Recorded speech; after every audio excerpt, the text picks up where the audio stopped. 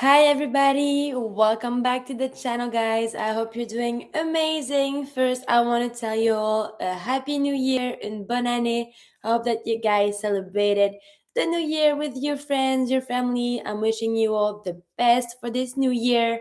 Don't know what your goal is, but if your goal is to be fluent in French, I'm wishing you everything in your French journey and wishing you all the best. For today, we're gonna talk about an interesting topic that you guys might like. It is something that might be a little stressful at the beginning and something that is important if you want to practice on your French skills. Les liaisons. What are les liaisons? For those who are not familiar with the term liaison, that means the link.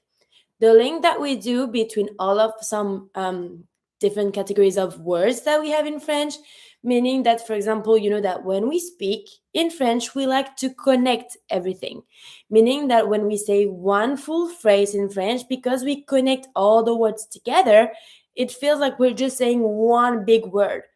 This is what we're going to see today. When do we do that link? How is it possible to link it or not? This is les liaisons. First, introduction. Comprendre les liaisons, leur rôle et leur prononciation. Understand the link, their roles, and their pronunciation. How do they work? First, les liaisons, c'est quoi? The link, what is it? What is the link that we say liaison? La liaison, c'est quand on prononce une consonne finale normalement muette devant une voyelle ou un H muet. What does that mean? That means that we do the link every time that we have a word that starts with whatever letter, but we finish it with a consonant, and the next word starts with either a vowel or a H. Again, first word finishing with a consonant, second word starting with a vowel or a H. And this is when we're going to do the liaison. First, let's see the example. I have un ami. That means a friend. I see that here, my first word is un. Un is finishing with the letter N. It's a consonant. Ami, second word starts with a vowel. It's the A. So, what does that mean? I'm going to link my N consonant and my A vowel together. And instead of saying un ami, I'm going to say un ami. So I'm going to pronounce my un first word the way it's supposed to be said, spelled, and the second one the same. I'm just going to re-pronounce my N over my first sound to connect with my second word. Let's do it again. Un ami. So instead of saying un ami, if I do that, there's a break in a pattern because I have a sound that is open and the second sound that is open still. Un ami. It's not nice. So I'm going to re-pronounce my N over my un ami, and I'm going to link it with my N sound.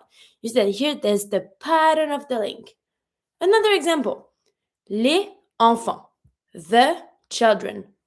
Les finishing with the S, it's a consonant. Enfant starting with the E, it's a vowel. A consonant and a vowel creates a link.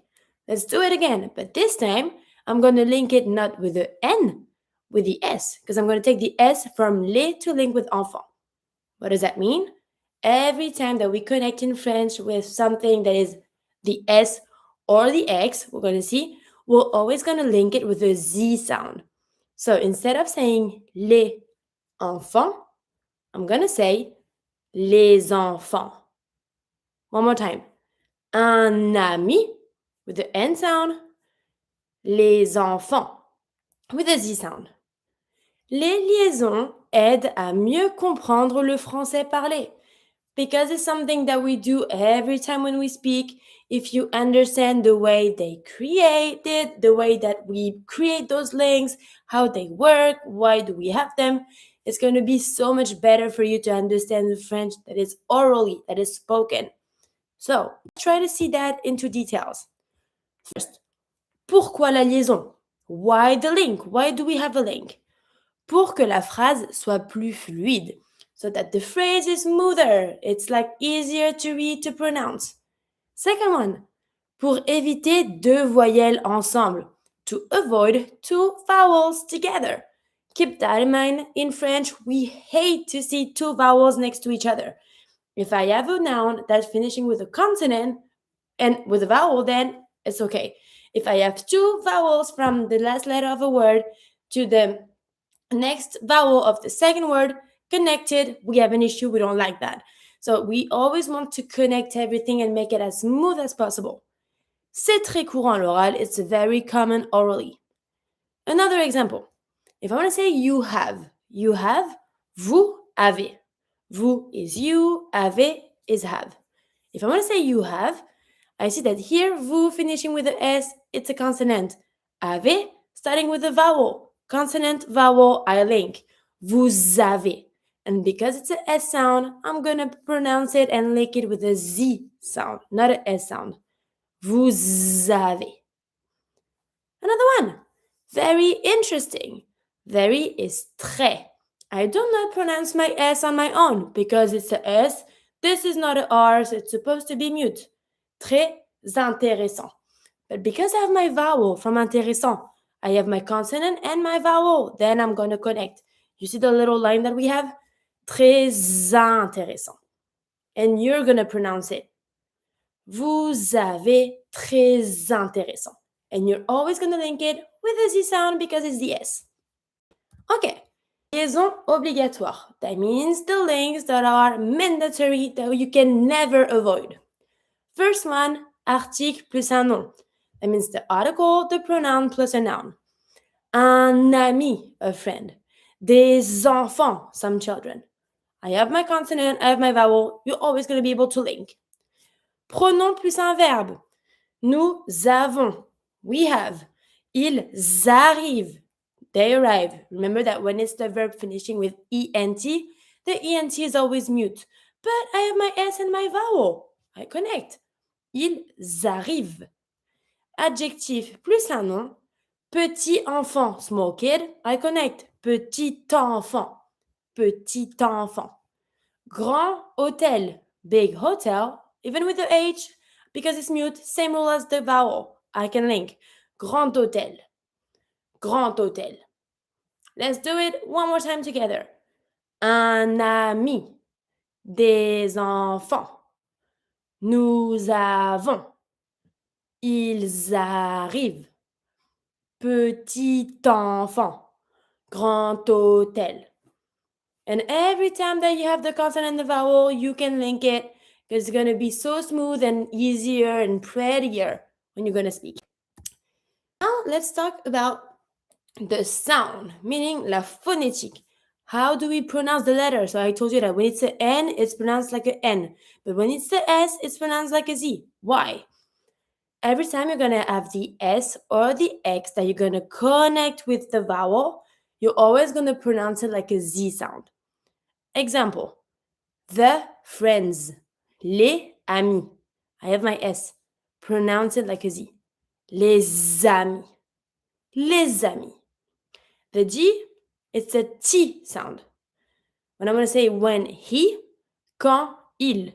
It's a D, T sound. Quand il. Quand il. I pronounce my D like a T. It's the same pronunciation as the one we did before the last one. Big hotel. It's a D that I'm going to pronounce with my O. I'm going to pronounce it like a T sound. Grand hôtel. I'm not saying grand hôtel. I'm saying grand hôtel. So every time you think with a D, you make the T sound. Quand il with a T. Then the N remains the N. A friend, un ami. And the T remains the T. Tout est. Tout est. I connect tout est. Everything is. Let's do it together one more time. Les amis. Quand il, T sound. Un ami, N sound. Tout est, T sound. And if you say it pretty fast, like naturally, les amis, quand il, un ami, tout est. And you link everything together. And it's so pretty. Now, careful. We have some rules where sometimes we have to avoid the link. The link is not happening. 3 scenarios. Après un nom singulier. After a singular noun.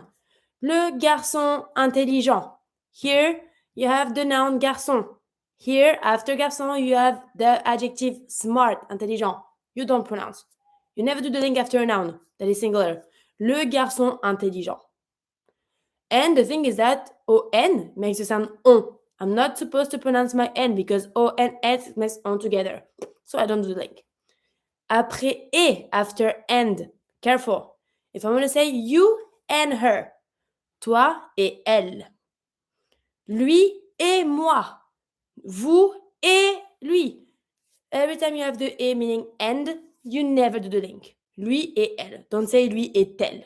And then after a verb, après un verbe, il parle anglais. Il parle anglais. Here I can do the link because the E is mute. Il parle anglais. But never do the real link if you have a verb that's finishing with a consonant. You're never going to link it after.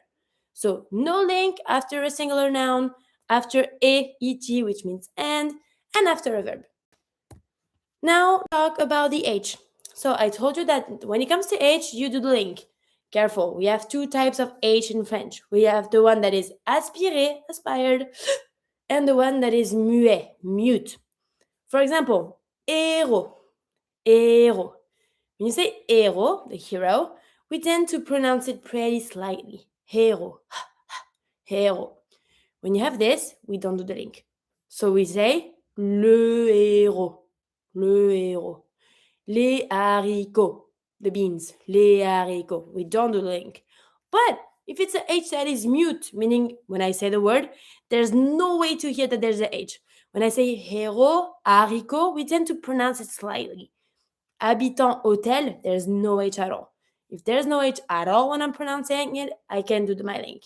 Les habitants, un hôtel. Here it's fine. But haricot, we don't say haricot, or ro is not that much, but we tend to like aspire it a little bit, like héros, haricot. You can see that the way that I say it, when I say haricot, I tend to like breathe some hair. Haricot. We don't do the link. Habitant, hôtel, it's regular. It's your turn and your time to practice. I made you hear some words, okay? You have to tell me here if the link is, you put an O. If it's obligatoire, that means it's a need. It's a rule. We have to put the link. We have to do the link because it's the rule. We have to do it. We cannot avoid it. You put an O. And you show me the link.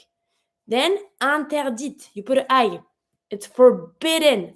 If it's after something that is forbidden and you can never link it, you write the letter I and you tell me where we cannot do the link. And the F, facultative, we can do it, we can remove it, it depends. It's fine to do both. So you try to find the link if there's some, and you tell me if it's obligatoire, interdite, ou facultative. And that's pretty much it for today's video. I hope you guys liked it, that it helped you a little bit to understand how do we do the links like that in French, why do we do it. It's not that complicated. It's just a couple of different rules that you need to remember to be able, to know, do I need to do the link here or not? But most of the time, we tend to say when it's between a pronoun or an article and the noun, we always do. We try to make everything as smooth as possible in French.